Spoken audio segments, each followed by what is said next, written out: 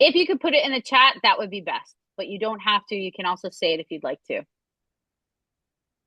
Ah, yes, making proposals. Yep. And PPTs, better images, image creation for handbooks and video editing. Video editing, CapCut, finding pictures. Finding pictures, honestly, you can also still find a lot of pictures on Canva.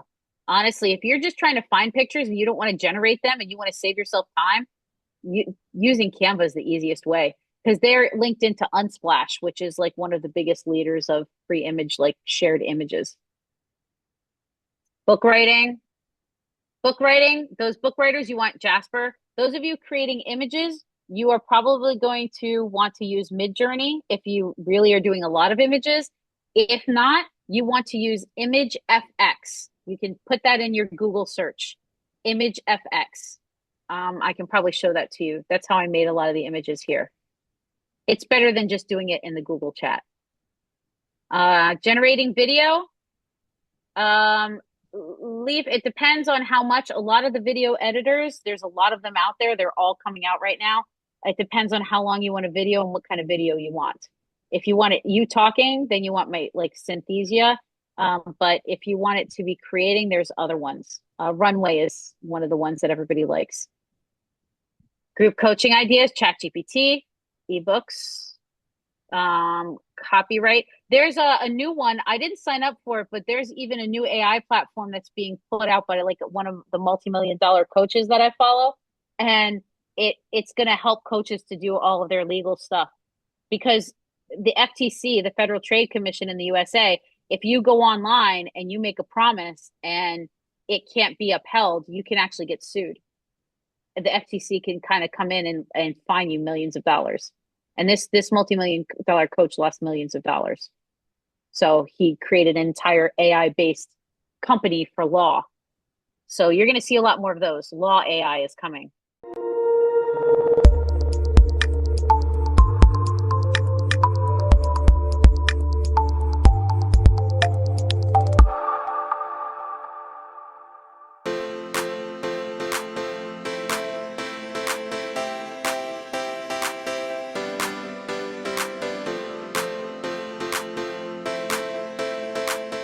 All right. So first of all, welcome everybody. I really appreciate everybody taking time on a Sunday evening.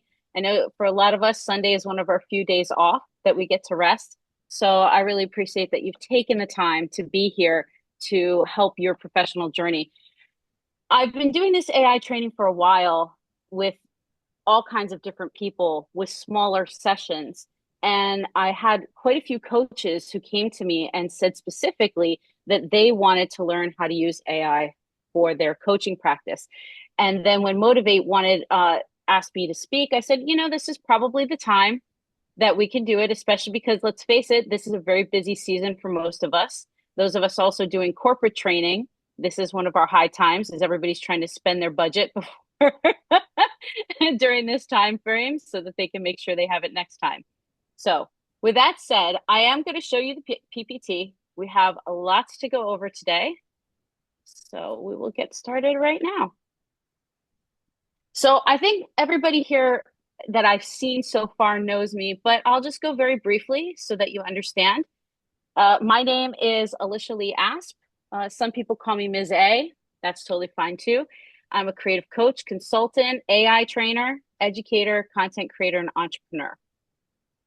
So the first thing we always love is where are you joining us from and what are you hoping to get from today's session? So if you could please put that in the chat, that would be super helpful because we always like to know exactly what you're thinking. And then I can help to make sure if there's something you're looking for that if it's similar to something we're doing, I can deliver on that. So where are you joining us from? You can put an SH for Shanghai, if you want to put a BJ for Beijing or you just want to write it out. Would love to know where everybody's coming in from. I'm here in Shanghai. I have been here for over 10 years now. I'm in my 11th year. I've had my own company here for 4, and I have been full-time coaching for 4 years. Actually, just recently, I realized that I'm over 1,500 hours since I got certified through Motivate and ICF. So I haven't gone through the PCC and all that stuff yet because honestly, I'm really just too busy doing the work. But I've got 1,500 hours under my belt documented. So we'll see how this goes. So we've got, let's see, Beijing, Shanghai. Yes, Jeff wants practical tips for using AI for clients and partners. Yes, we will talk about that. Guangzhou. Oh, Oman. Very cool. Other side. Yes. Shanghai, Shenzhen, Suzhou, Shanghai, Nanjing, Melbourne. All right. We're a nice global audience. That's great. Macedonia. Yes. Hi, Darko. Nice to see you again. Right? Create content and presentations. There are some shortcuts there. Joining from Shanghai. Okay. Yeah, late some of I know everybody's going to be different levels of I see somebody said I just do GPT. I'm a layperson. It's okay. If you're a beginner, I'm ready for you guys. So it's okay. Oh, I have Prague in the house too.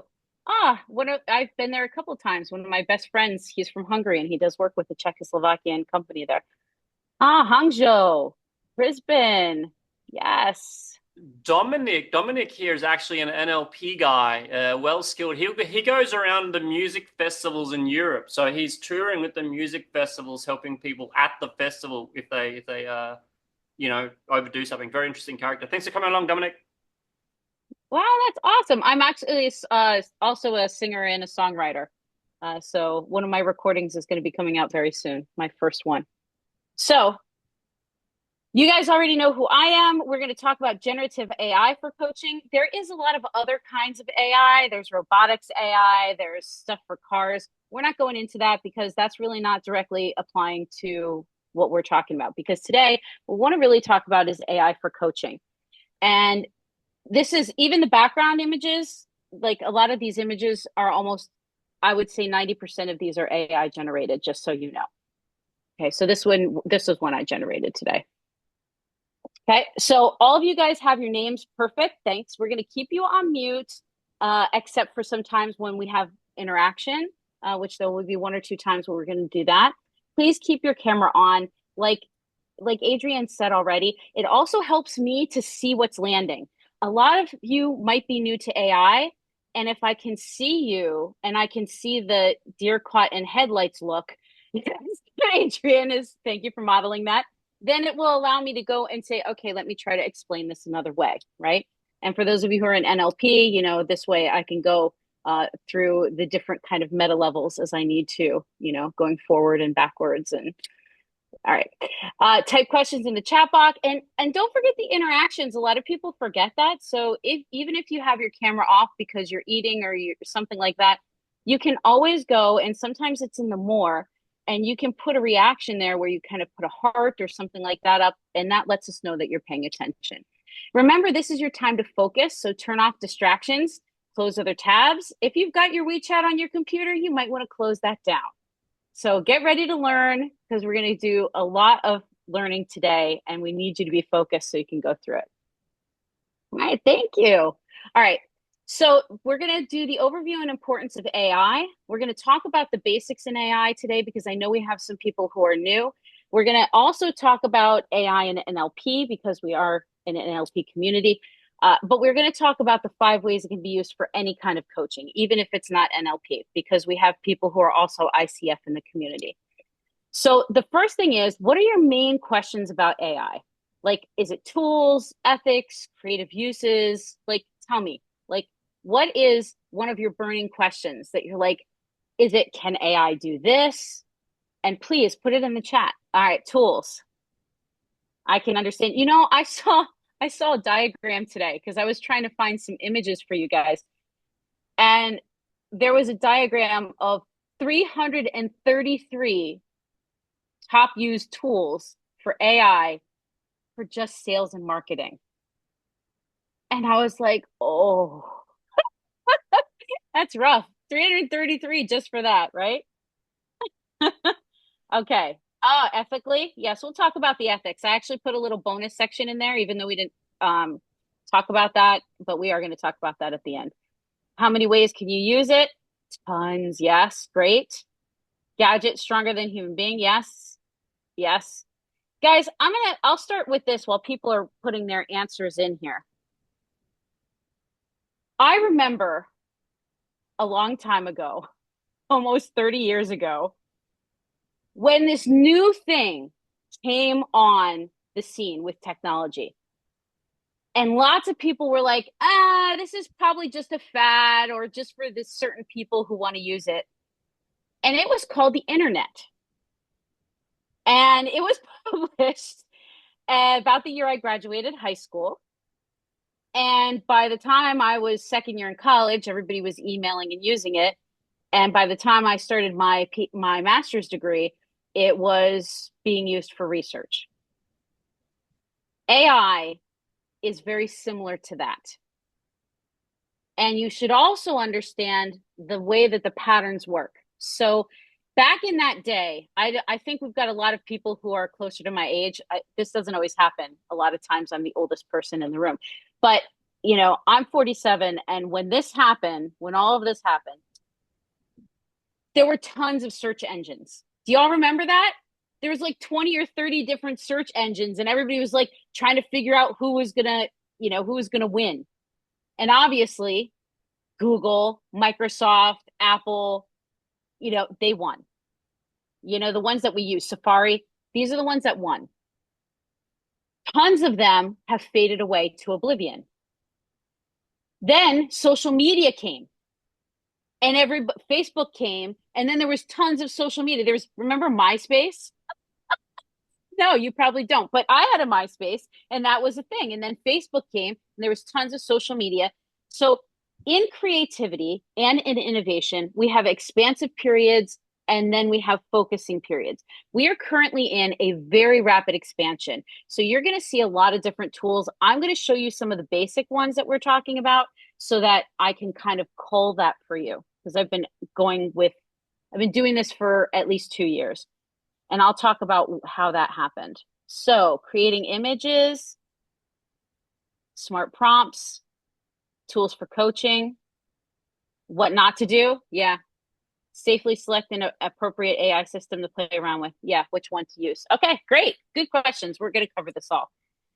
One of the things we have to, first of all, get over is our psychological obstacle, right? So, just like people were worried about social media, just as people were worried about the internet when it came out, we have to be understanding that this is going to be a time that's creativity and agility is going to be needed. We're going to feel like we're losing control. There are new AI platforms, I think, literally being launched every day, every day. And AI websites, like websites that have AI driving them, there's a lot more that are happening every day. So it's going to be a little overwhelming. And it's probably going to take a couple of years until we start to actually see things actually get a little bit more culled. Okay. So, for those of you who don't know, I'm a creative life coach and business coach. I'm a consultant, but I have a background for a long time in creativity. I was also an educator. I started actually doing cognitive coaching and coaching when I was an educator. And then I opened my own art studio in school because I got a certificate in creative entrepreneurship. And at that time, I was business coaching artists and creatives on how to build their brands. And that was over 20 years ago. So I've actually been coaching a whole long time, like a long, long time. But I didn't get my ICF certification and everything until I worked with Adrian and the people that he's working with. And that's because I was already doing it. I was busy doing the work. And then I wanted to up level. So I did the NLP and the ICF. Now, technologically, I actually taught computer art and photography on the original first digital cameras, the Sony Mavicas, okay, where we had floppy disks, 1.44 megabytes. I taught web design on Dreamweaver 2.0. I know Photoshop, Adobe.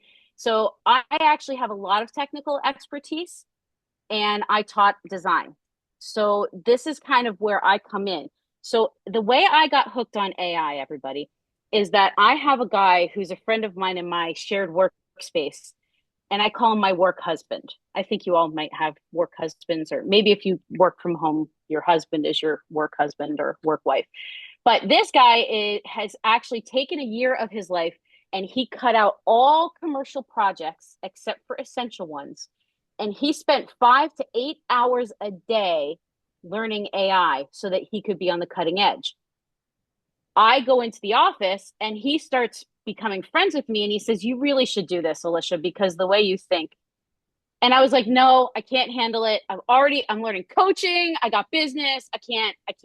Like, I just can't." I was too overwhelmed. And then he got me hooked. He said, "You can make images with AI." And then I was like, okay. So I got hooked and addicted, made thousands, literally thousands of images. If you want to see some of those, they're on my WeChat channel on videos. And I said, okay, if it can do this, now let me try everything else. And then very quickly, I still spend many hours a day. I think right now, on average, it's 2 to 3 hours a day I'm spending on AI, and I have been for about a year and a half. So I come not from the technical background, even though I understand the technical stuff because I've researched it and I have friends who do that. I come from the practical, how can I use this stuff to make my life easier and better? And that's where all of my trainings come from. So very practical. So my brand, Creative for a Change, I'm coaching and consulting, but the way this fits in is I'm always helping people to transform. I'm helping people to build their businesses. So when I started to help my clients in my special business builder coaching program, I started using AI in it because it can make their results happen 3 times as fast just by doing the information and having them use those tools. So really, I see AI as a tool for transformation. So I'm just telling you that because that's going to be the core of what we're talking about today. And so everything I'm doing is about empowerment and learning how to use it responsibly to make your life better and easier. And I'm not talking about replacing people, anything like that. All right.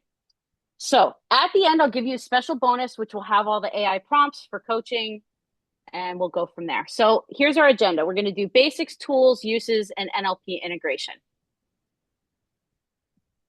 They expect by 2035, there is going to be a 40% increase in productivity because of AI. It's here, right? 2035 is when they feel like the productivity, it's going to start peaking. That's not too far away. I think you can all do that math, and it's here. A lot of the people in business right now, especially in the entrepreneurial space, are saying there are two kinds of businesses, the ones who are using AI and the ones who aren't. Because the ones who are leveraging AI and they're being more productive they're able to do a lot more. Now, it does not replace the good coaches. I know a lot of people on this call, your experience, your creativity, AI cannot replicate that, but AI can support it. And that's what leverages you, right? So AI is artificial intelligence. It's just intelligence demonstrated by machines. Give me this, right? In the chat, how many of you, what's your level of understanding of AI, this generative AI? Give me in the chat, basic, medium, advanced. Just please write it in the chat so I can see where you're at. And don't be ashamed, right? I want to know. Good. Okay. Because I don't want to, if I have a lot of people who are saying they're advanced, I don't want to insult people's intelligence and spend time on this. Okay. All right. A lot of basics. Yes. All right. You know what's really funny though is a lot of you probably use AI and you don't even realize it because there's AI that's been a part of things like Microsoft and stuff, but in small ways. It was sneaky. I call it sneaky AI. They were using it, but we really didn't know. All right, great.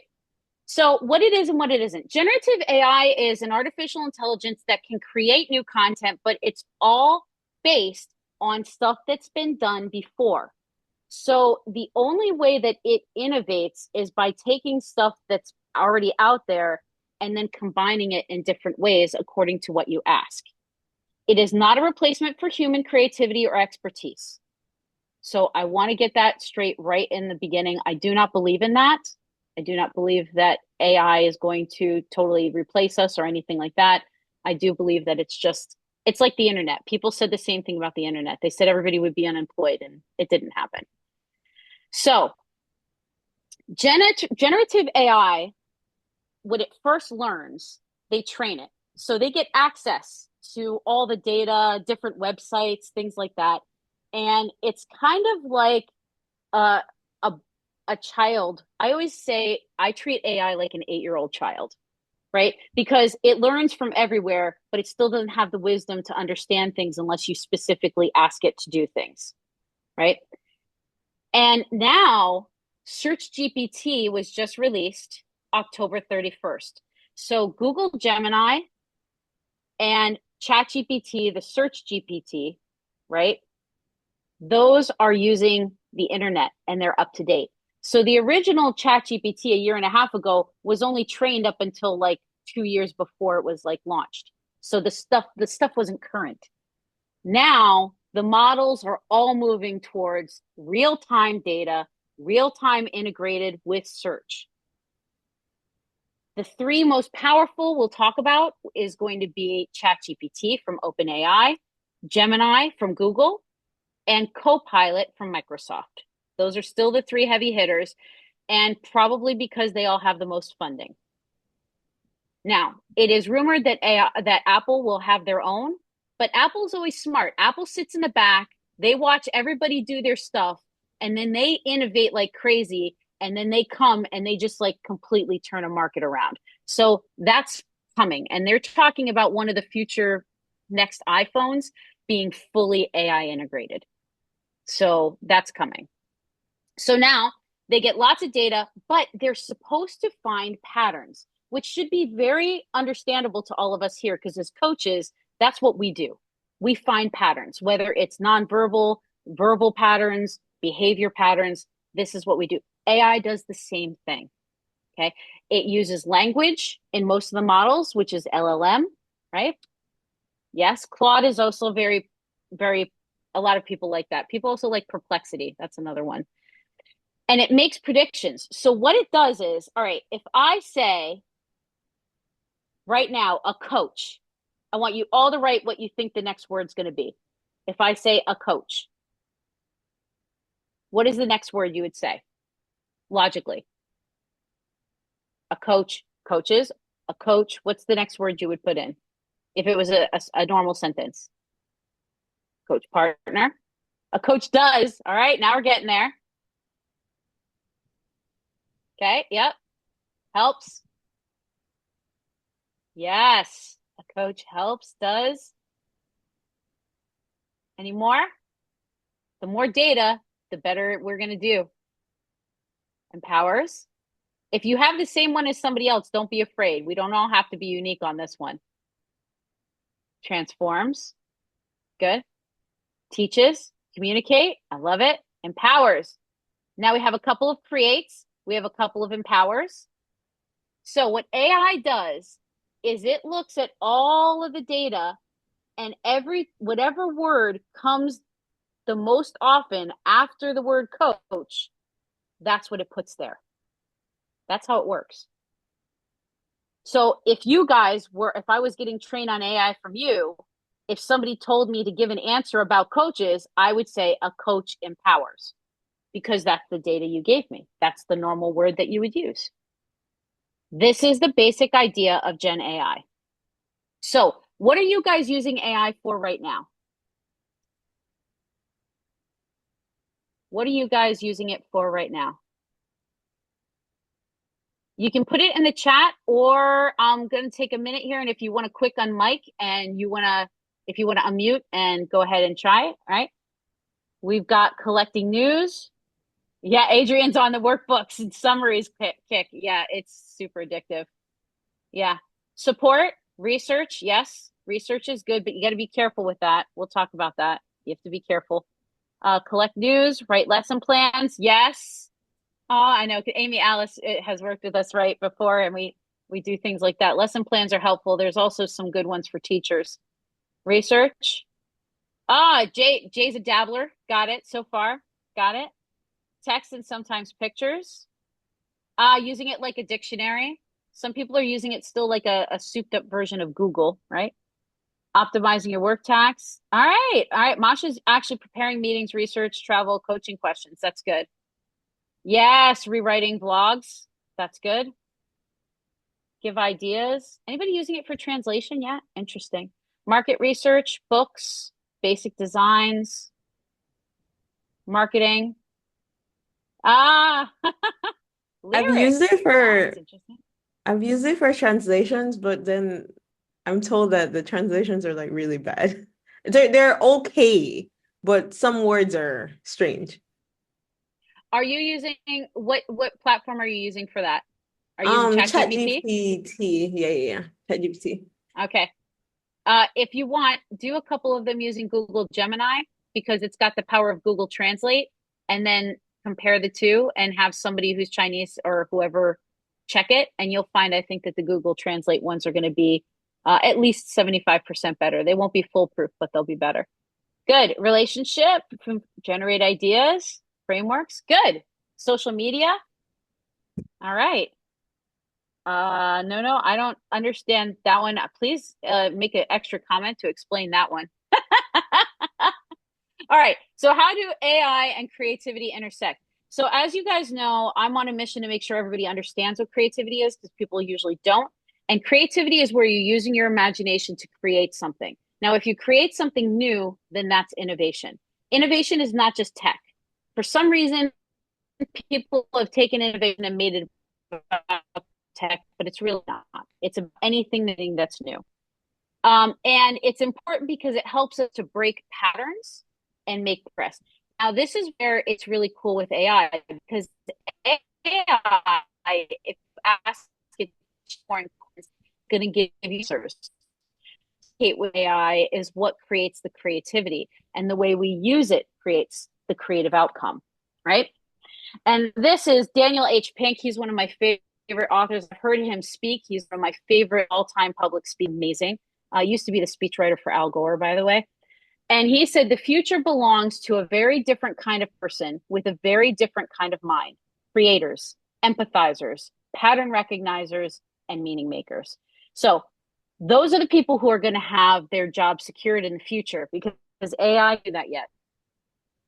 Everything's evolving. I think a lot of us here also work with clients, business, even solopreneurs or entrepreneurs. Some of us work with corporates. We know that the market has changed, especially radically the last year, even since last summer.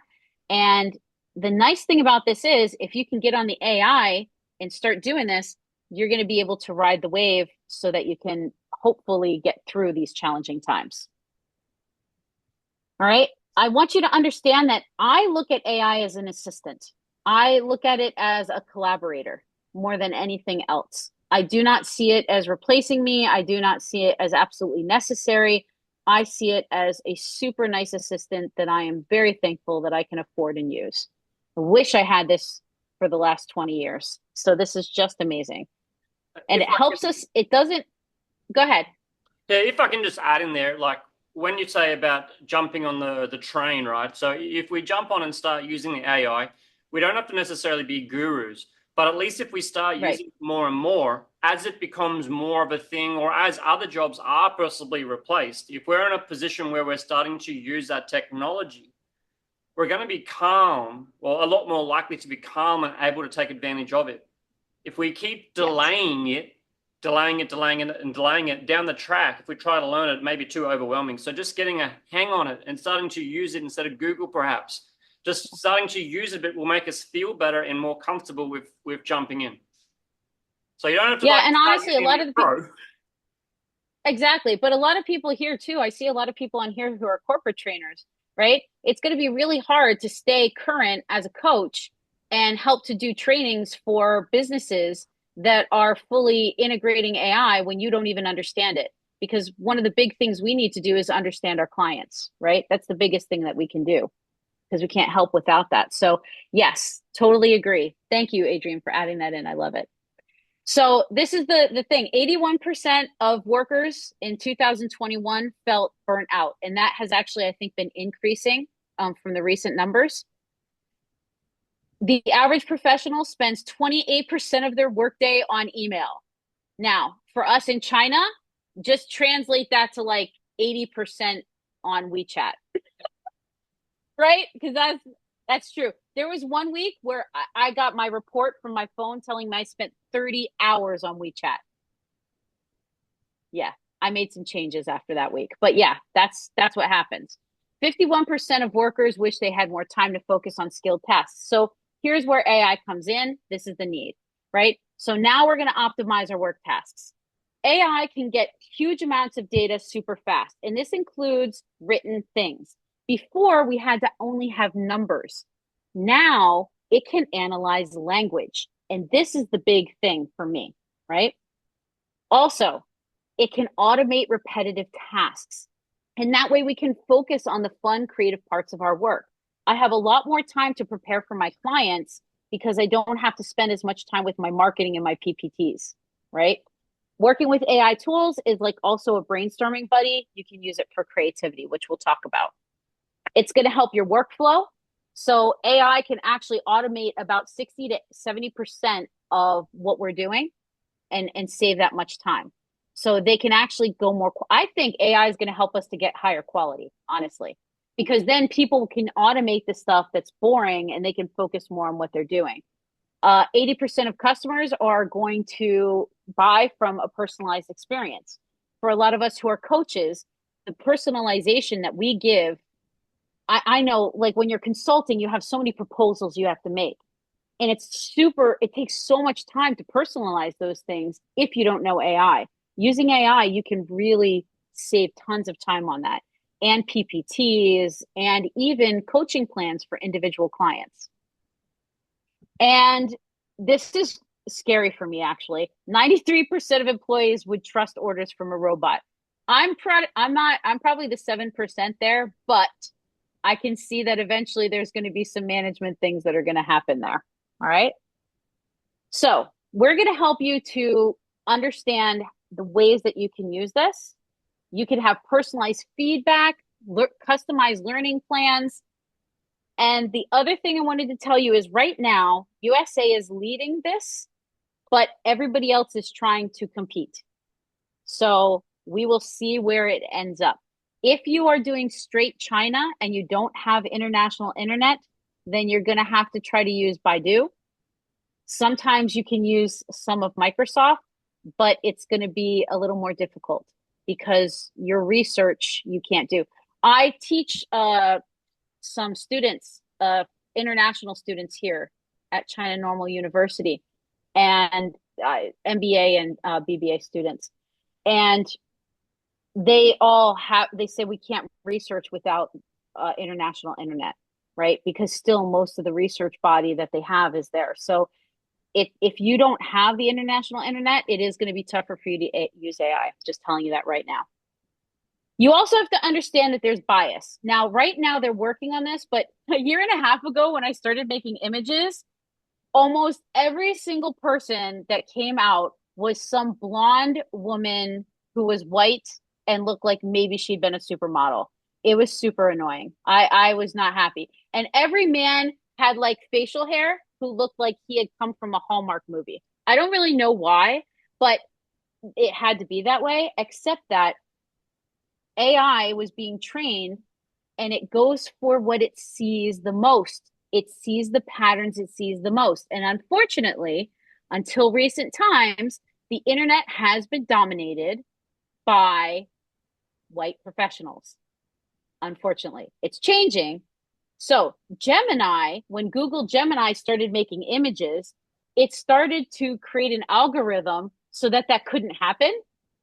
And then you couldn't actually get white people. They actually went so far the other way. And so they took it down. They literally stopped the for 6 months. I know my friends were so upset because we all were using it and it was so great for images. And then it's like no people for 6 months. They literally just said, nope, we tried it. It didn't work. We stopped. I'm telling you this because when you are doing anything, you have to realize that there is going to be a bias and a slant unless you put in your prompt a certain other viewpoint or perspective. Anybody have anything they want to say about this quick? Yes, yes, You can tell them. I actually don't even just say Black or multicultural. I actually will give different countries, and I'll just do a couple, like give me people who are from India or South India or something like that sometimes. Yeah, I found a Go really ahead, Adrian. I found a really funny AI bias around EMDR. EMDR is a common psychological practice, and it's created by NLP creator Dr. John Grinder. But when you use the AI, it keeps telling you that it's not scientifically proven, it's not validated, it's not validated, it's not validated. So it's very heavily biased to discredit someone because the originator was an NLP. But if I remove that part, it would say it was a highly credible, great, scientifically proven resource. But if I say the exact same thing and throw a NLP in the search terms, it says no, it doesn't work. So yeah, it's Yep, definitely got some interesting bias. it has some biases, and there's ways around that, which we'll talk about. So now let's go for the tools. Are there any questions about the basics so far? I have only an hour and a half, and those of you who know me know I'm going to be throwing a lot of information at you, so I don't want to take too much time. But if you got a question at this point, Tillman asked in the chat, it happened for 6 months. Has it been restored? Yes, just within about last month and a half, it was restored, and it's working well now. So The white yeah, people are back. oh yeah, it's very good. It's multicultural, and actually, the people look a lot more realistic. Now, Microsoft Copilot never did that, and OpenAI never did it. They never took it down. You know why? Because they have an algorithm in there to make it so that their people don't look totally real. So they didn't worry about the implications or the lawsuits because they knew that what was generated by their AI images was not going to look totally like a real person. And that's how they just said, we're not going to worry about this. But Google Gemini is like, no, we want our people to look really real. And if you do that, you have to take more precautions. Yeah. Yeah. The voice as well. Yes, it's true. The voices too. A lot of the voices in the voiceover AIs, especially in Asia, like even like CapCut, which I use for a lot of my videos, most of their voices are still very um, monochromatic. Let's go for that, right? All right. So, what AI tools are you currently using? All right. Yeah, CapCut I use for my videos at this point. I was using Splice, but it needs a VPN, and VPNs have been absolute hell in China for the last 6 months. I don't know. They've changed the security protocols because of AI, and so it has been a lot tougher to get international, right? Is it Suno or Sumo? Because I know Sumo is a good Suno.com. Okay. CapCut, good, fellow CapCutter. ChatGPT. Are you doing ChatGPT Pro or free too? That's interesting. Ah, okay. Speaker conversation mode. Yeah, that's good. You're using the free version. Okay. Anybody else have tools that they're using? Mm-hmm. Good. We got Pro. Oh, yes. The song one. Yes. Song composition. Yes.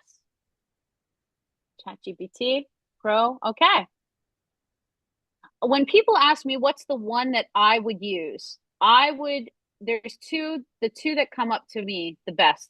Number one, I would use ChatGPT. If I had to choose just one, and I would use the Pro, I would pay the $20 a month. I would suck it up and do it. The second one I would do is Google Gemini, but I would have a Google Workspace. I would pay the $110 or $120 a year to get the Google Advanced because you have more tools and more privacy. Whenever you use something for free, they are using your data. They are keeping your stuff. They're doing it because you're using it for free. And so what they get from you for you using it for free is they get data. So if you want any level of protection for your intellectual property or what you're doing, I recommend a paid version of whatever that you're using. Yeah, 11 Labs. Yeah, yeah. Canva, yes. I'm doing a whole session on Canva because people really love that so much. All right, cool. So we are going to talk about there's text generation, image generation, code generation, video, and audio, right? Jen, you're paying for the separate bots. Okay. So here's the most used tools in 2024. Just according to one source, right? There's a lot of other ones that are out there, but automation, Zapier, those of you who are doing online, which I am, Zapier is our friend. Chatbot, ChatGPT, and Gemini and Bing, they're still the top ones. For code, Copilot, but now GPT and Gemini have some things that are coming up. So they're, yeah, but Amazon also has something. Content, a lot of people have different opinions on this. Synthesia, though, is the one where you can have an avatar that's speaking for you. So a lot of people use that. Midjourney just came out with an update for creating images that is amazing. So I use that, and I use Adobe Firefly and Microsoft. Microsoft Designer sometimes has cool, more fantasy things, right? Presentation, I am all about Gamma. I'm actually an ambassador for them, for their brand at this point. The co-founder and I have been speaking. They have about 25 million people, and I just love them. They can create documents, they can create websites, everything. I'll send links for these things in the chat. I'm gonna see if I can get you guys a discount because I'm an ambassador. So I'll send that thing to you. Notion for productivity is still the big one. Video Runway, which is now part of Canva, if you have the pro version. Pictory and Descript are also great. And website, there's tons, but these are the top 3 that they recommend. I can send that to you guys. This was what we had a year ago. You notice it's all shifted. It's all changed. So I wanted to show that to you. So for text, these are the best ones I recommend. ChatGPT, obviously you already know that, but Jasper, for those of you who are authors, and I know some of you are, this is great for copywriting. It's great for emails. It's great for website, and it uses SEO. Yes, you do have to pay for it, but it is very good, and it allows you to create your own brand voice and keep it. Grammarly, I use that for everything now, and I've done professional editing for companies like Porsche and Lego. I've done that for them for their PPTs and for a lot of their in-house stuff. And Grammarly is just amazing. It's going to give you all your editing and stuff, and it's going to tell you things that you thought were totally fine, and it still gives you suggestions. It even is now integrated on my text messaging. So when I'm sending something out, even on WeChat, Grammarly is double checking it. So it is fully integrated everywhere. For image generation, you have Midjourney, Copilot, which is also known as Microsoft Designer. You have Canva, which also has image generation if the pro version. And DALL-E, and there's DALL-E 3, is also a part of OpenAI, ChatGPT. There's one that's not on here, and that's Imagine 3. IMAGEN 3, and that's what Gemini is using. That's what Google is using. And that is also a really great platform to create images. And then Canva. Canva has AI. I'm just going to touch on this quick. It has an eraser to get rid. This is pro version only. You can get rid of unwanted stuff in the background of images. I always used Adobe for this, but Adobe's not easy, guys. I've trained on Adobe. It is not easy, and it's expensive. So I pay for the Adobe suite, and that's like $40 a month or something like that, because I do a lot of design work. But for the layperson, they don't want to do that. And the Pro Canva is a lot cheaper. I would get in now because I believe Canva's prices will be going up because they're doing more and more stuff. They've totally taken off, and started by a woman entrepreneur, just saying. It also allows you to replace anything in an image by identifying the desired location. You have Magic Design, where you can actually turn it into a design. I typically don't like that. I don't think it looks really good, but if you just need something really basic, you can use it. And then you can create presentations with it. So those of you who want presentations, you can actually create a presentation. But I will say that Canva, yep, there you go. Adrian's saying Canva created by a young Australian girl, right? And AI presentations, the only thing I will say is the AI presentations that you get from Canva, all of these things, Canva has its own kind of look. It's kind of simple, but it looks good and it gets the job done. And a lot of people want simple right now, right? If you're doing marketing and sales, you can quickly just go ahead and you can take a screenshot of this if you want to. These are just some of the things from marketing and sales. For most of us here on the call, a lot of us are solopreneurs or we have small teams. The ones that I would recommend the most for you at this point is either Monday or Airtable, where you can actually work together with your teams. Buffer, which allows you to send your social media to people as necessary. And SEMrush, which helps you with SEO, at least for now. I think that's going to change because AI is changing the need for SEO. If you do a lot of sales, then Salesforce is good. And Salesforce is actually trying to do a lot with AI these days. So the top 3 tools are ChatGPT, Gemini, and Copilot. GPT is conversational and it has a lot more stuff. It even has GPTs now, which are almost like mini apps. You can customize. And here's the thing with GPT, if you have the subscription, it freaking knows you. It learns you. So all of your chats, it starts to know you, which is really cool and creepy at the same time. But it can be very helpful. So as a coach, I'll show you some of the things you can do with that later, right? It's creepy, but it is also kind of cool because it gives you feedback. It's kind of like if you have a work assistant and you say, hey, we've been doing this work together, but what's something I could improve? Your assistant's going to tell you because they've seen it. AI will do the same, right? And they do have the free version, but again, your stuff is not protected. You're pretty much giving them your intellectual property if you do that. Google Gemini. Now, technically, they say that if you're doing Google Gemini and you're doing the paid advanced version, right? You have like a Google workspace that you pay like $100 a year for or whatever, that you have some protection, but you have to go in and you have to change the setting. The caveat to this is if you change that setting, you don't have your history. It's pretty much you won't have any history and it won't learn you. So I don't upload any of my own personal documents that I've created, all my IP. I use ChatGPT for that. And then I do research and stuff like that more on Google because it has better web capabilities.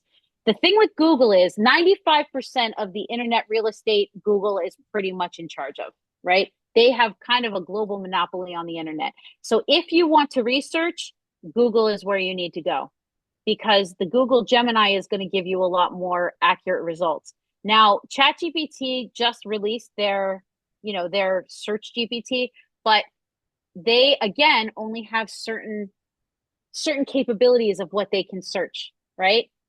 Whereas Google has spent tons of time knowing how to analyze all the websites that have become part of its program.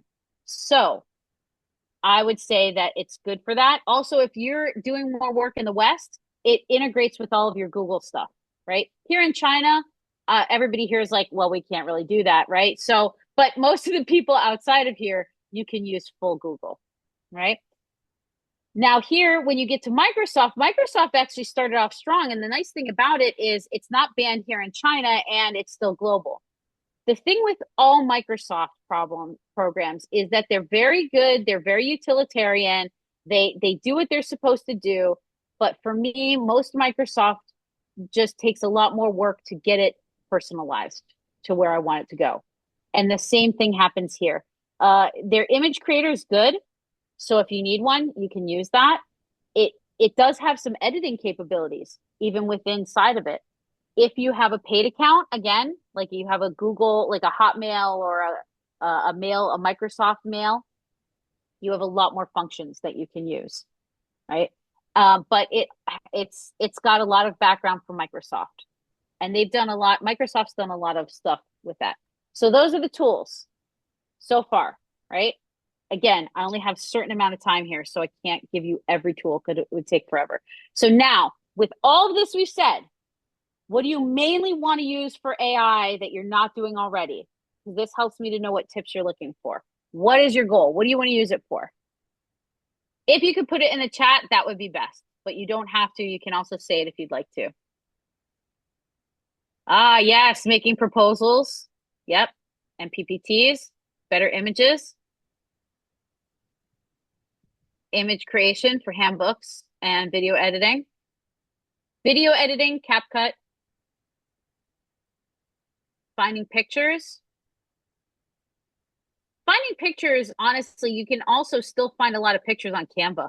Honestly, if you're just trying to find pictures and you don't want to generate them and you want to save yourself time, using Canva is the easiest way because they're linked into Unsplash, which is like one of the biggest leaders of free image, like shared images. Book writing. Book writing, those book writers, you want Jasper. Those of you creating images, you are probably going to want to use Midjourney if you really are doing a lot of images. If not, you want to use Image FX. You can put that in your Google search, Image FX. I can probably show that to you. That's how I made a lot of the images here. It's better than just doing it in the Google chat. Generating video. It depends on how much. A lot of the video editors, there's a lot of them out there. They're all coming out right now. It depends on how long you want a video and what kind of video you want. If you want it you talking, then you want my like Synthesia. But if you want it to be creating, there's other ones. Runway is one of the ones that everybody likes. Group coaching ideas, ChatGPT, ebooks, copyright. There's a new one. I didn't sign up for it, but there's even a new AI platform that's being put out by like one of the multi-million-dollar coaches that I follow.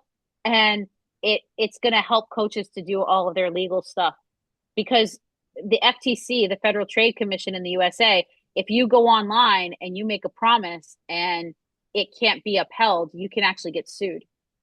The FTC can kind of come in and fine you millions of dollars. And this multi-million-dollar coach lost millions of dollars. So he created an entire AI-based company for law. So you're going to see a lot more of those. Law AI is coming, right? YouTube videos, CapCut. Book reading, you can have so much stuff reading everything now. And AI will actually read your stuff for you. PPT, definitely Gamma. I'm not a big. There's Copilot where you can use Copilot with PowerPoint, but to be honest, I think it sucks. I don't like it. I had one of my clients who said I want to try it anyway after they had my online class with me, and then a month later they canceled it. So there you go. Script writing, Jasper AI. All right, so here's the first thing you all have. You all just have your compelling reason or vision. You just gave it to me. Decide what areas of your business you need to benefit the most. Create your need of what you want, right? And then we've got to try to find a process or a workflow that's consistent and repeatable and figure out where AI can go in there, right? So if there's anything that you do that demotivates you, this is where AI can come in and help. Like for me, I hated making proposals. I just hated it. I hated it. And I'm a perfectionist. It's one of my, PQ things, right? So you can probably tell from this PPT. So I'm a perfectionist. So me having to customize each of these proposals, it was horrible.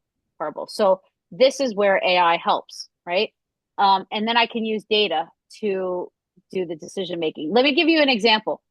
I'm speaking for the Shanghai Breakfast Club later this month. I'm going to be doing a different one on AI and talking about just business in general. And he said, well, can you give me your information about like what you want to, and I said, you know what, do me a favor. Can you send me the top 5 performing posters of the ones that did the best, the ones that were the most well attended? And he said, sure. So he sent me the posters of the most well-attended talks, and I had AI analyze them. And then I had it based on what I wanted to talk about, suggest what I should talk about, create the actual thing. And then I went in and I, wordsmithed it so it sounded like it came from me because I still want to have my own voice in it. And then I made my own title because I didn't like its titles. And then I asked it to redo my bio to make it work with the format of what they were doing. Now it's targeted towards the Shanghai Breakfast Club audience. And that whole thing, what I just told you, took me 15 minutes. So that gives you the power of AI as a coach, just for even speaking engagements. So identifying areas where automation can be efficient and then selecting the appropriate software or tools. That's what we're looking at doing. I'm having a lighting issue. All right. So if you have any, how many of you guys have staff? How many people are in your business? Put one if it's one and put more if it's more. I want to I need to see this before I go.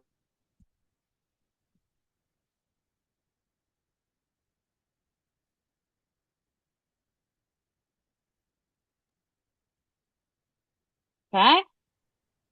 15. So for those of you who have more than one, you're probably going to want training for all of your people. So to make sure that you have your ethics together, you're going to want to make sure you have clear on what they can do and what you want them to do and get their use cases together. Yep. All right. So we have varying. All right. So when you're talking about working with teams, it's good for you guys to have similar platforms. And what you can do is save your prompts so that you can use it across. So that's a little tip. Keep a bank of prompts that you use and use cases, which we'll talk about. And so for coaches, you can personalize. These are just some things. You can personalize your stuff for your client. Like, how am I going to deliver this? If I have a client who has anxiety, give me 5 different ideas of things that I can do. You can actually give the suggestions of what you want to do with the client and ask it to create a comprehensive plan. And it will actually create your coaching plan. You obviously will have to tweak it. Again, what I like is I go in, GPT, making the prompt forces me to focus. Then it gives me something raw to work with. And then I can do specific research and then retool it to what I need personally. That is the workflow that I think is best because it gives the human touch. Because if you just send something that's totally GPT, I could totally see it. I can tell you right away. I had a friend who recently gave her resignation. She's been at a job for 8 years in a school, very well-known international school. She has been one of the leaders and she decided to move back to the US. She gave her letter saying that she's going to be resigning at the end of the school year, right? Tons of notice. She got back a total AI chat GPT response.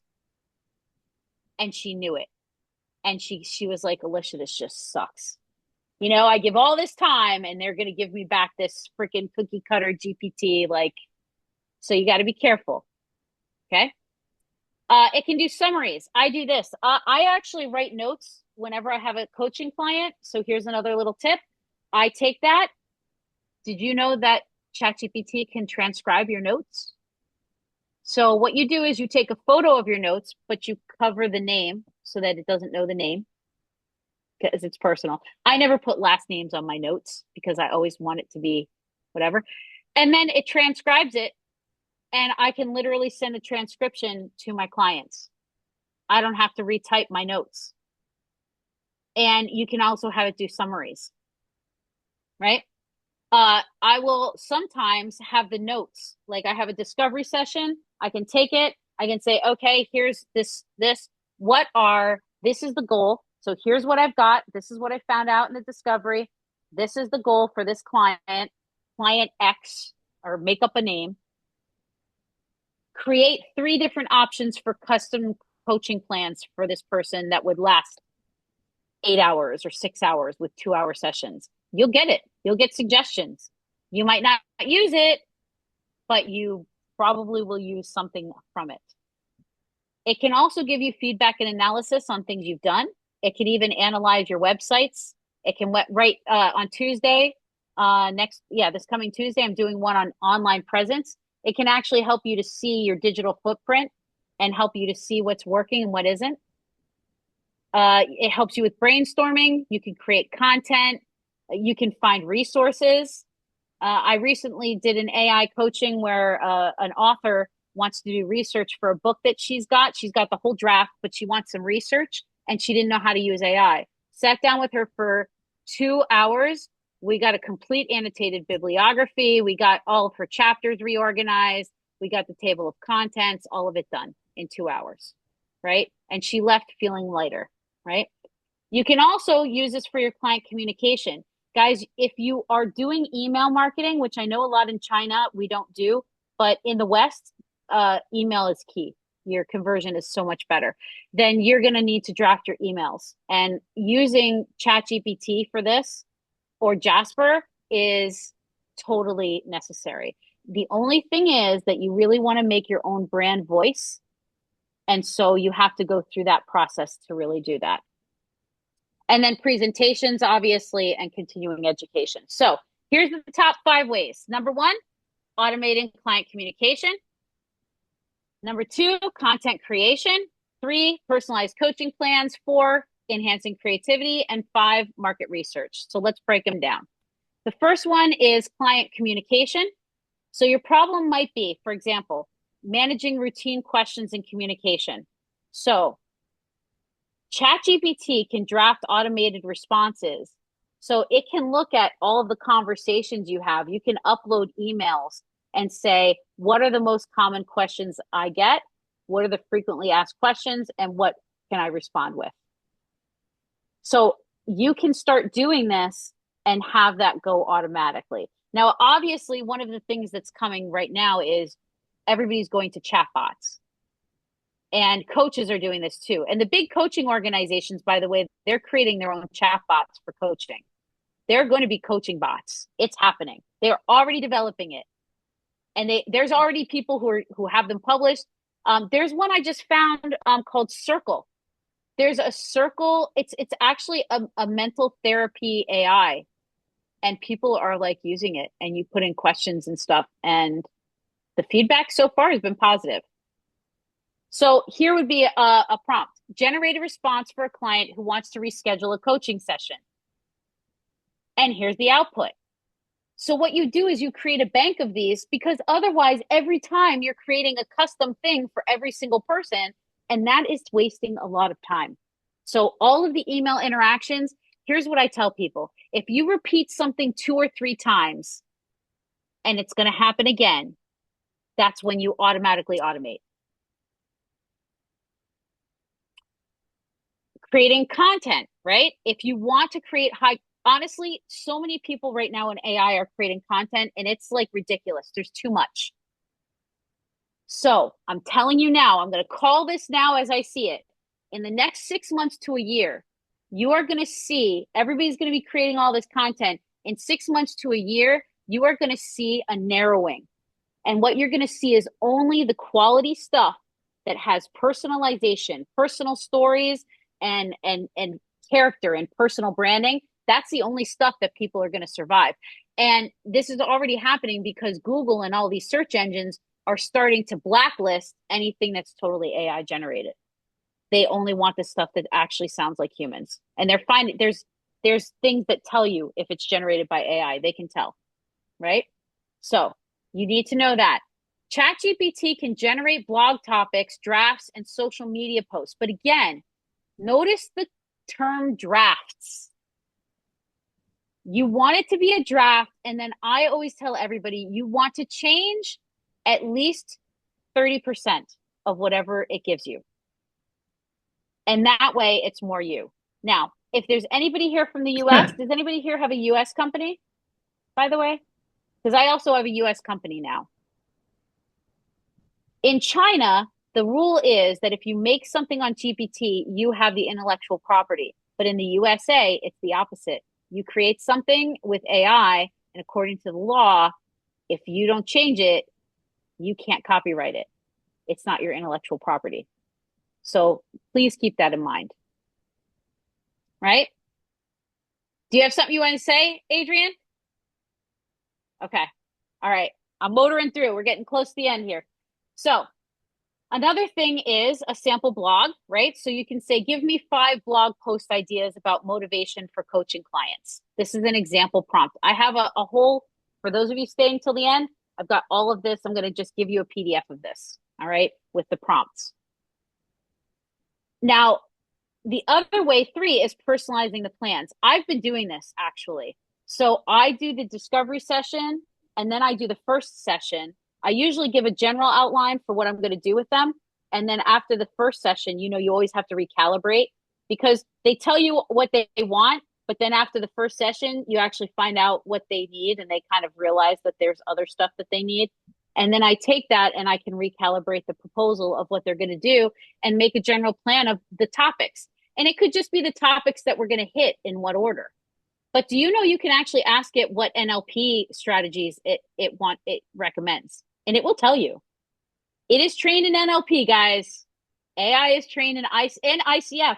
If you ask it for ICF strategies specifically, it will give you ICF strategies. I have used it. I have done it. So personalization is so much easier now with this. You can personalize something in 15 minutes, and then that's really going to make them a lot happier. And this was not the case until recently. So create a 6-week fitness plan for a client who wants to lose weight and can work out 3 times a week. Or create a stress reduction plan for a CEO who only has 10 minutes a day or 5 minutes a day, right? You can create whatever parameters you want to. You can also enhance creativity. This is where getting ideas is really amazing. It is one of the most amazing. I've been a creative coach for a while, and I got to tell you, using this, it definitely quadruples your creativity, because part of creativity is connecting options and connecting ideas. And GPT and all of these AI give you a bigger bank of ideas and knowledge from which you can springboard from. So you can ask coming up with new coaching techniques or content ideas. Guys, I've created my own prompting model for AI. I have my own GPT now, and I went back and forth with AI to do that.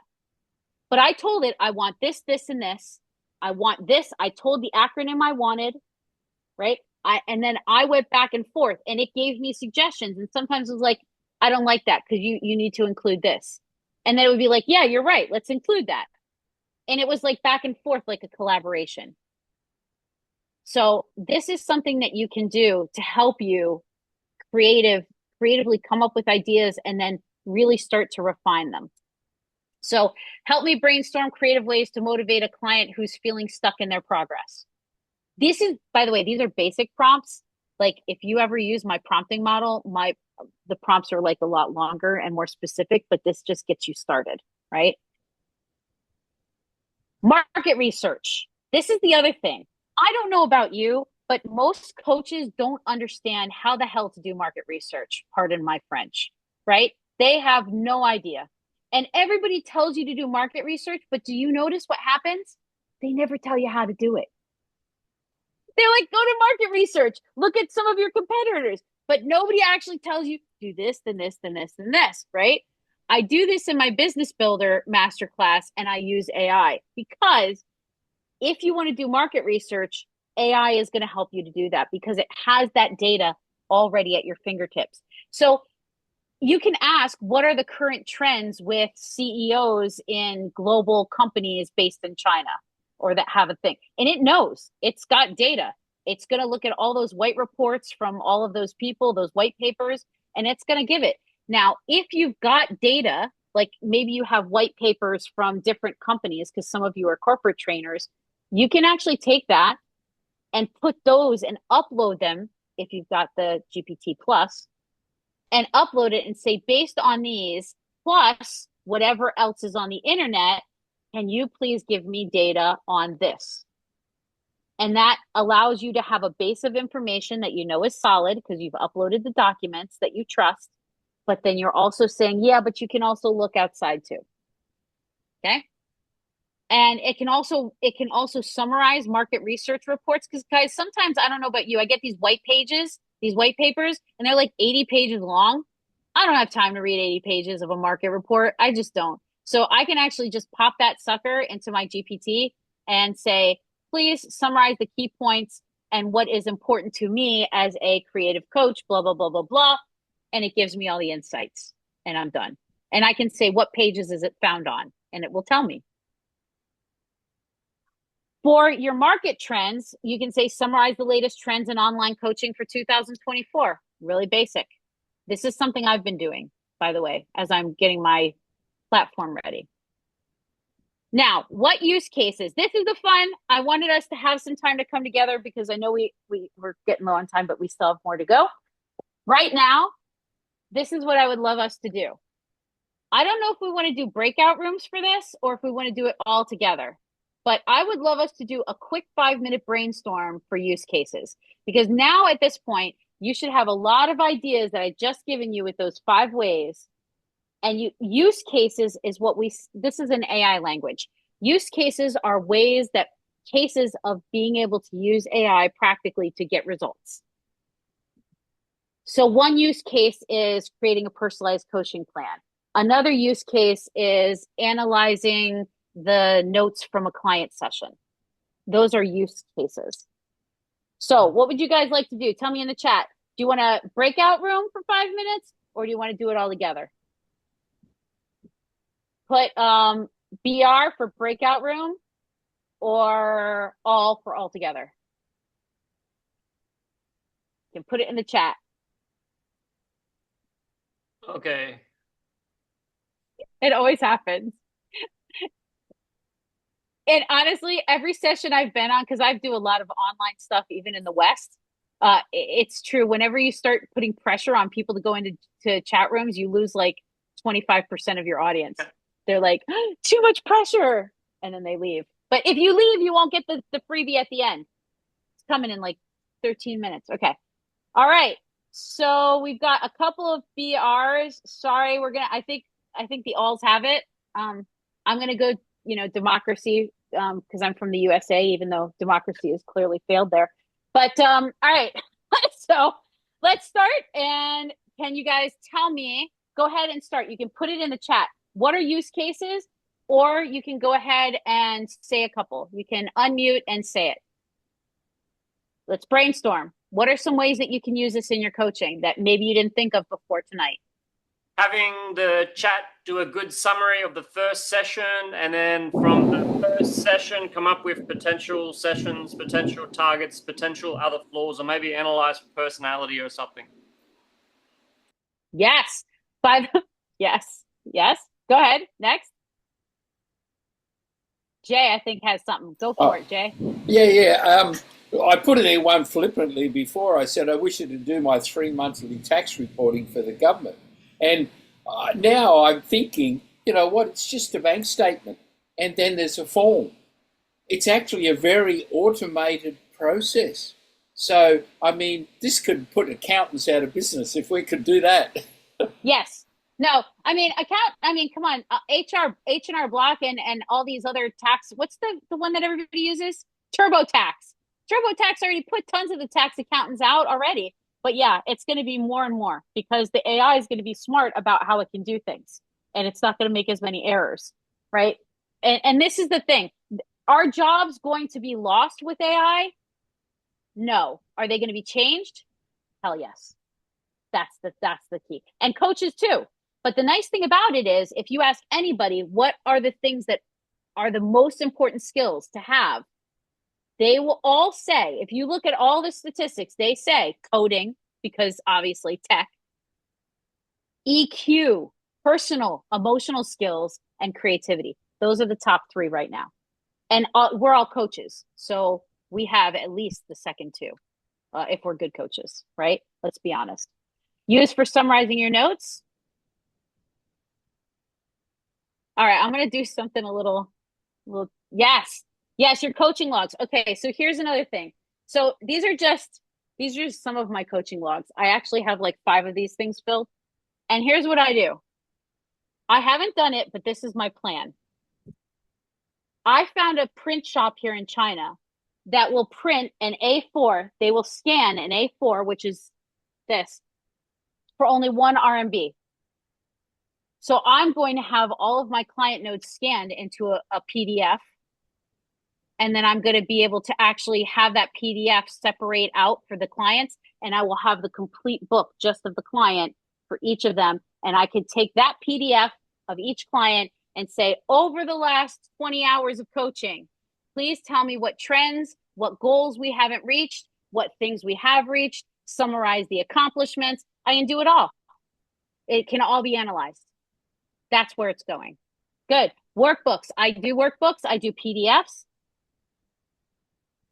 Yeah, mind blown, right? Yeah, Amy Alice, it's true. It's cool. Yep, find your niche. I do that too. I asked it what was best for me, given my talents. And I asked it what was going to also help to make the most money and impact. And then I created a plan for what I'm going to launch first, second, and third, right? Because what I really love to do is I love to help people to be more creative. But the fact of the matter is, I've done sessions on creativity and you all didn't come. But I do something on AI to help you with your business, y'all show up. That's just life. That's business. So I'm going to start with that. And then as the audience grows, eventually people will realize that they need the creativity in order to be able to program AI to do what they're doing. So give them what they want so that you can eventually give them what they need, right? Exactly. Yeah, Amy Alice, you got to do what you got to do. So I'm going to share something with you that will probably change your life a little bit. It's recently changed mine.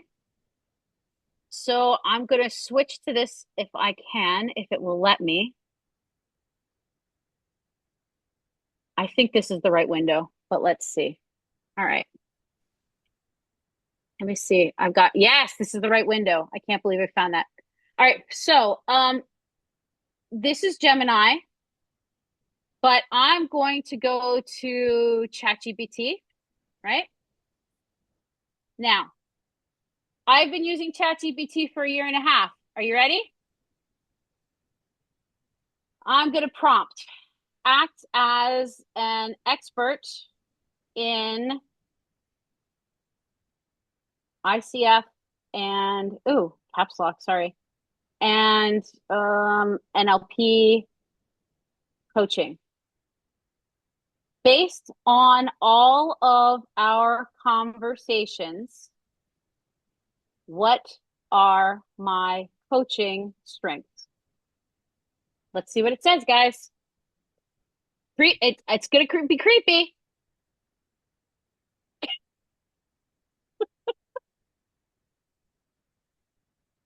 Those of you who know me.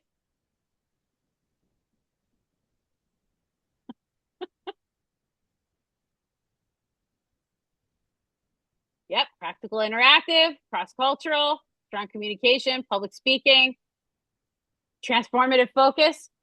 I don't know if you've noticed, but pretty much everything I've said kind of goes to this, right? Even in this session, right? And just to show that I am growth mindset and always trying to fight any kind of narcissism, here we go. Told you, look at it. I told you I was perfectionistic. Look, it's number one. It knows. ChatGPT knows me. Difficulty delegating? Definitely. Overemphasis on structure? Absolutely. High sensitivity to feedback? It's a problem sometimes. It's absolutely true. And complex communication. Yes, I'm not a simple person. That's why I overdeliver. So it's all true. Absolutely. And it knows me. Now, if I say, what are the best programs I could coach older professionals on, because that's who I mainly work with now. Based on my strengths and expertise, it tells me career transition, reinvention. I train that with entrepreneurs, leveraging AI for business. You guys are here. Personal branding, just had that class on Tuesday. Creative problem solving and innovation and leadership. This is some of my corporate training that I do. Work-life balance and flexible career. This is kind of funny because I suck at this, but I do help other people with it. Developing cross-cultural global skills. I actually do speak to companies on this. And this, yeah. And portfolio. I just taught portfolios at the college last week. So there you go. It knows me. It absolutely knows me. It's keeping all of my chats. So again, it's like an assistant that can help you to realize these things. And again, it's creepy, yes, but to be honest, all this information is already on us everywhere. Okay? It's already there. It's just now we can tap into seeing what it was. Now, NLP, this is really cool. I was looking into this. This is where it comes together, right? In our final minutes here. NLP is about harnessing language, right? And AI is also harnessing language. And it's funny because AI has NLP, which is, they call it natural language processing. And then we have NLP, neuro linguistic programming, right? And there's a lot of things that kind of, stimulate and go together, right? So the language capabilities can support what we're doing. And it can help us to reframe language patterns. So you can have your client, and your client can say their limiting beliefs or whatever, and AI can actually spit back things of what to say. I've used this. I've created tables for my people of things to say, ways to reframe their thoughts. And I'll say, hey, let's find 5 ways you could reframe that. And then they pick the one that they like the best and they tailor it, right? Positive informations, creating scripts that you might use, generating questions, good coaching questions. You can totally use AI for that. So all of this is about prompt engineering. The quality of what you get depends on how good your prompt is, right? So if anybody takes any of my future classes, I can give you access to my specific GPT that actually takes you through each step to create the perfect prompt that you can even reuse, right? I created that GPT to help people. You need to give it context, and you need to think a little bit like the AI. You have to understand that it's just taking all the information and it's trying to make you happy. It's like talking to a very genius 8-year-old. That's the best way I can put it. If you think like that, you've got to be specific and tell it exactly what to do. And it's a genius 8-year-old. No ambiguity. It can't handle it. And then you're going to have to go back and forth, because just like an 8-year-old, you're going to have to go back and forth until you make sure it understands, because it's going to give you some weird stuff. So a lot of people will say, write a blog post about time management. This is what you want. Write a 500-word blog post for busy consultants about time management strategy, including blah, blah, blah, blah, blah. So you need to go from vague to specific. And guys, we do this in our coaching, but we forget that we need to do this with AI. Don't be afraid to ask it. Sometimes I literally say, no, this is not what I wanted. And then AI says, I'm sorry, let me try something else. I'll tell you another really, you guys ready for something funny? Because we're near the end. I got to tell you, this is true. I did something, I always use both. I actually do stuff on Gemini, and then I do it on ChatGPT, and I compare, and I use what I like the best. And I did something on ChatGPT, and then I copied and pasted the same prompt into Gemini, and Gemini said, I'm sorry, I can't do that. So I literally wrote, well, ChatGPT could do it. And then Gemini said, I'm sorry. And then it did it. I swear. I have a screenshot somewhere. Like, it happened. So you got to talk to it, and you can do stuff. Now, remember that it's iteration. So this was the first prompt, second, third, fourth, fifth. And you can see that the first one was really basic, but then look at the depth that I got in the 5th attempt on this image, right? That is what you want. So you can integrate NLP by asking it questions. And I have some prompts for you guys for bonus for that. So ethically, here's what you need to know. You got to keep the humanity involved in this, right? So AI is here to enhance, not replace. You've got to keep human interactions with people. You cannot hide behind the AI, because people are already getting sick of it, and it's just started, right? So everybody is believing it has to be done ethically. So you have to make sure that you're using it not to, you have to say when you're using AI, you have to repeat it. I've told you these images are AI. You guys, because I'm doing AI, you know, a lot of my stuff is coming from AI. Generative models are learning from these data sets. So again, you want to be paying something so that you have data privacy. Do not use full names of your clients. If you decide to do bookkeeping, make sure that your client names are either not included in the data that you upload. Give them numbers, assign them random numbers or random names, and then you can use that. For me, in my notes, I just use a first name, and that way I know that it's going to be safe, right? And be transparent, let them know. So like, my clients know that I'm transcribing their notes and giving it to them. They know that. I've told them that I'm using it. Always communicate when you're using AI. If you are doing anything like writing blog posts or images, especially, you have to actually say created with, and then the tool. To really, you have to actually say that. You have to cite that. So if you use Google, if you use Midjourney, you have to say created by Jay with Midjourney. In February 2024, we embarked on a transformative journey in the heart of Bali, where minds were empowered, connections were built, and breakthroughs were achieved. Hey guys, we're here having the time of our life. The time of our life. It's a combination of learning new stuff and celebrating all the growth and the transformation we've had this year. As the sun set on our time in Bali, a new adventure awaits us in Chiang Mai, 2025.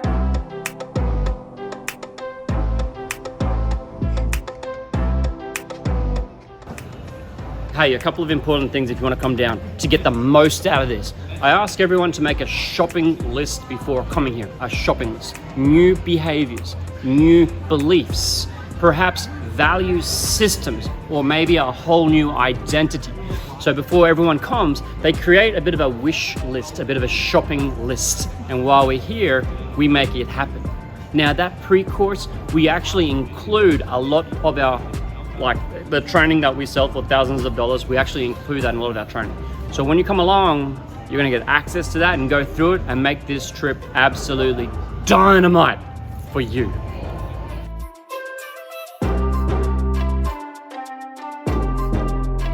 Join us as we continue our journey of growth and transformation. Together, we thrive. See you in Chiang Mai.